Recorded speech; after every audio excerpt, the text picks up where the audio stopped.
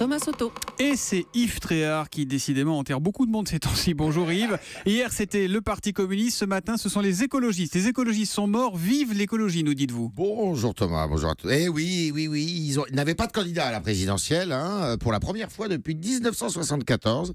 Eh bien, les écologistes ont été laminés aux législatives et ne comptent plus un seul député.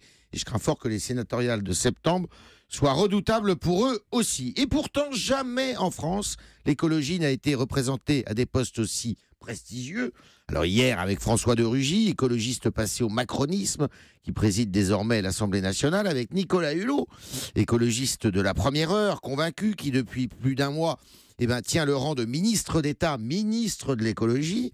Jamais non plus, sauf quand Chirac a lancé la Maison Brûle en parlant de la planète à Johannesburg, vous vous souvenez, en 2002. Phrase qui lui avait été soufflée par Nicolas Hulot à l'époque. Par Nicolas Hulot d'ailleurs. Eh bien la France ne s'est fait entendre aussi loin dans le monde sur ce terrain. La réplique cinglante de Macron à la sortie des États-Unis de l'accord de Paris sur le climat restera certainement dans toutes les mémoires. Make our planet great again. Oui, les écologistes sont morts, mais pas l'écologie. Est-ce que ça veut dire que la défense de l'environnement est désormais devenue une cause reprise par tous les partis ?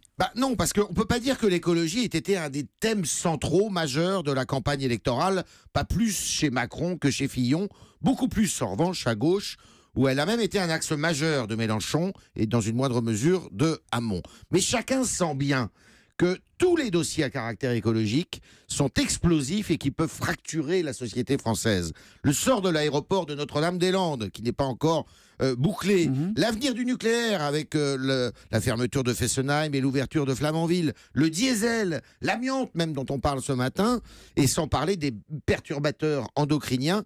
Eh bien, le premier couac du gouvernement a d'ailleurs porté sur les pesticides dans l'agriculture et l'empressement avec lequel Édouard Philippe a décontaminé le différend entre ces deux ministres montre que tous ces dossiers sont vraiment inflammables.